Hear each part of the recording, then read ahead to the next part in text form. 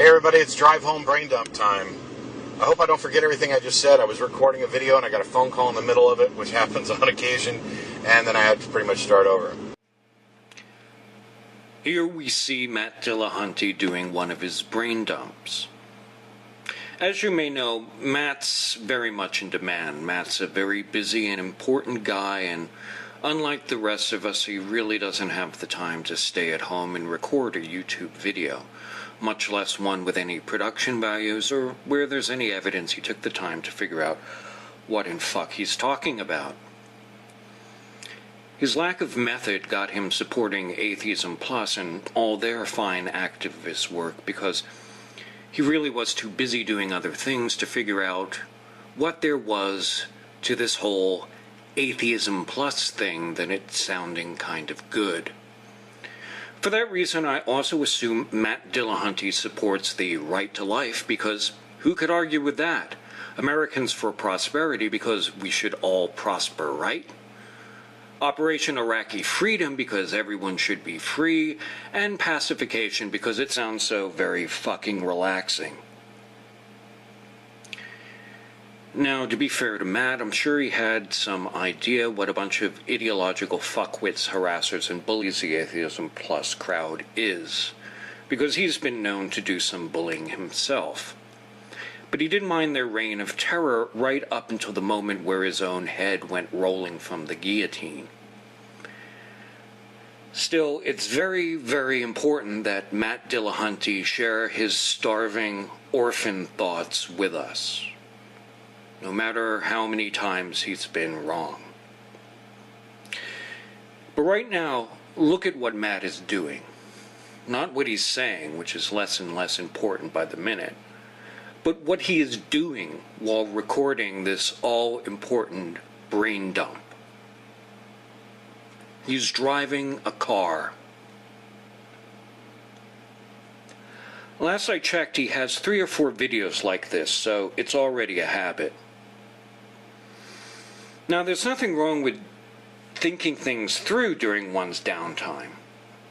I have some of my better ideas while doing the dishes. The difference is, when I do that, I don't accidentally lob coffee cups at people's heads. And seriously, thinking shit through isn't one of Matt Dillahunty's strong points anyway.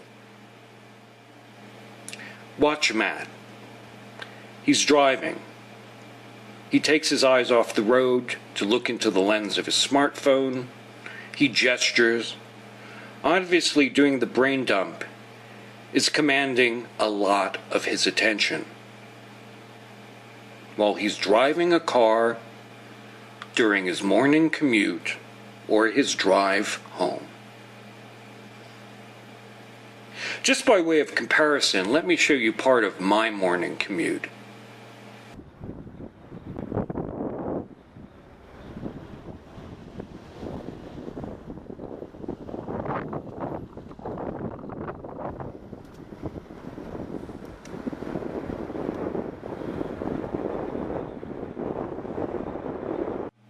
I'm in the left lane because I have to be.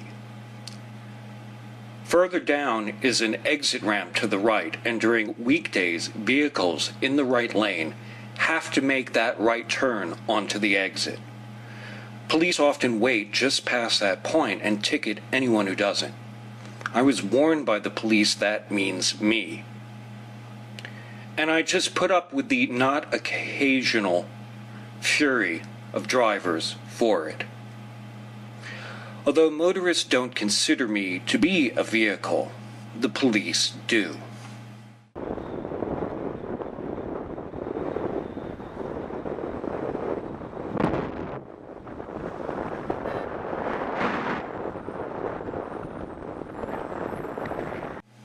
Another reason I don't want to be on the right side is because that's where the action is mostly.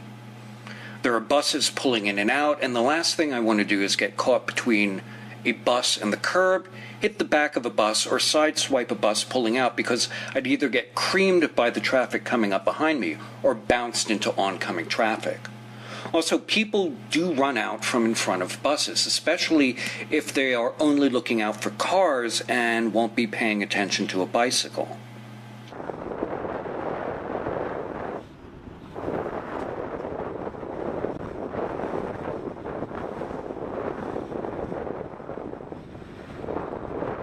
And no, I don't want to be on the sidewalk. The sidewalk is uneven, it has bus stops and people walking their dogs. And see this? When cars pull out, they stop and look at what's coming up the road, not what's coming up the sidewalk. It's a sidewalk. It's not for vehicles. A bicycle is a vehicle.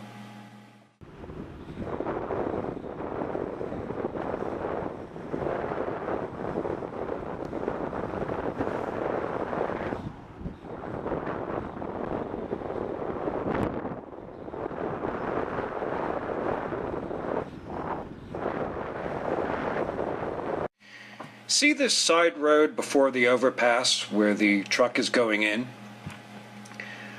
Well, on June 23rd of this year, there was a car coming out. He stopped at the stop sign and then pulled out and stopped right in the lane. I was in the right lane on the right side because it was a weekend. And in the moment before impact, I realized he was either talking to his passenger or looking over his shoulder at the merge traffic. And he did this with about 10 feet between us, so I had nowhere to go but straight into the side of his car. I didn't even have time to grab my brakes. According to some joggers who witnessed this, as told to me by the investigating officer, I got off a shout of, "Hey," before my bike struck the car. And then I was catapulted into the car frame between the driver's side windshield and the driver's side window. I broke the windshield with my abdomen, and then that angled section of frame launched me in the air in a parabolic arc. The bike stayed, and I went. And for a moment, my feet, locked into the SPD pedals, tried to stay behind too. My body went forward, and I hyperextended both my ankles. My left bike shoe went flying off, and I rotated on a couple of axes until I landed on the pavement. I landed on my left heel, which was now without any protection in the form of a shoe, and fractured my calcaneus bone, the heel. And then I lacerated both my forearms and got some other incidental road rash. I had internal bruising across my abdomen, including my liver and spleen, which luckily were not shattered despite what the EMTs thought. And all of that ended in a hematoma the size of a baseball on my intestines. And my ankles were a mess for a couple of weeks, but it took 2 months for an MRI to figure out that my heel was fractured. And I had been walking around on it for a couple of months. By then, it was hamburger straight into the marrow. And the hematoma, they kept me in the trauma ward overnight to make sure I didn't have any internal bleeding. The driver said what they always say: I didn't see him. Now that might be the case. It might be that some drivers just have this perceptual set where they don't recognize anything but another car. But also, I think a lot of that is code for I was paying attention to everything but driving.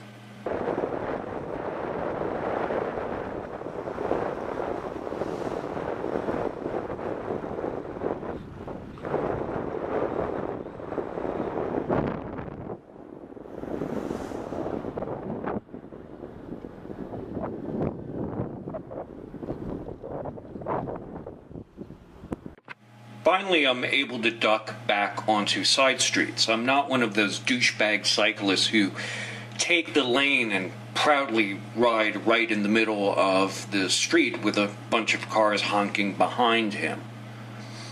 On that stretch of road, I'm in the lane where I am only because it's the lesser of a lot of evils. Hey everybody, so really quickly on my lunch break, I wanted to touch on a couple things that happened this weekend and the fallout from this morning. I've got to do a clarification for Carla Porter, and I wanted to put it in here. But first, we tried to do a live TV show from our building, in the new studio in our building this weekend. Some of it went really well, some of it didn't. The good news is that we did get a stream out for a while, that it was audio, video. Now, that accident that I had in June of this year was the second time in 2 years that some car completely creamed me. The previous time was on the same road, and a car making left turn against traffic turned right into me, clipped the bicycle just behind my body, and essentially broke it in half. And you know, when you ride in any area where there's traffic, there's cars, there's people, there's anything going on, near misses are a fact of life. You develop a sixth sense. You become hyper-vigilant. You become a gerbil on caffeine, trying to anticipate people's stupidity. But you can't anticipate every form of stupid. I have a friend of mine that had both her ankles shattered by a taxi cab on a bicycle. She is a study in plates and screws. She's 32 years old. She will never walk again normally. I have another woman I know that went to the gym that I went to. There was a jogger. She had stopped at a crosswalk and a car stopped to let her go, and the car coming up behind that car saw the car stop, swerved around it, and nailed her. Took a couple of hours for them to get the car off on top of her, and it took her a week to die. What's my point? My point is this, Matt. You're recording brain dumps while driving? Well, let me tell you something. Nothing you think, nothing you say, nothing that you're planning, none of the feeble little thoughts in your fucking head is so important that you can be a distracted driver. Yeah, I know. All of you say, oh, I'm a really good driver. No, you know something? When you say that and do this, that means by definition you are a shit driver. My point is this: stop doing it, you narcissistic bastard. I'm not even going to appeal to the fact that you think you care about people, that you're interested in social justice. The proof is in the pudding. And when some arrogant, self-important asshole starts recording YouTube videos while driving a motor vehicle, he's just pain to someone else waiting to happen. Stop doing it. That's all.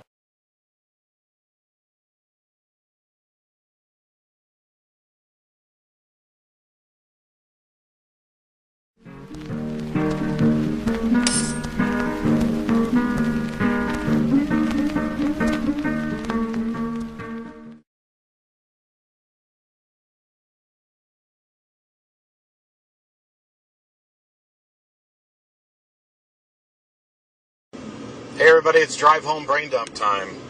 I hope I don't forget everything I just said. I was recording a video and I got a phone call in the middle of it, which happens on occasion, and then I had to pretty much start over.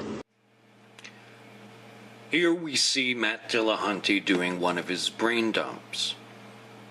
As you may know, Matt's very much in demand. Matt's a very busy and important guy, and unlike the rest of us, he really doesn't have the time to stay at home and record a YouTube video, much less one with any production values or where there's any evidence he took the time to figure out what in fuck he's talking about.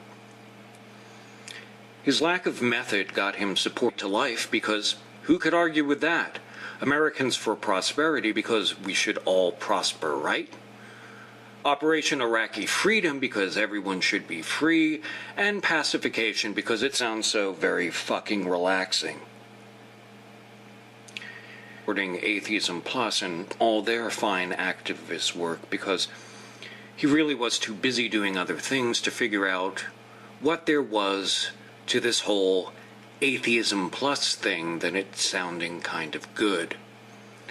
For that reason, I also assume Matt Dillahunty supports the right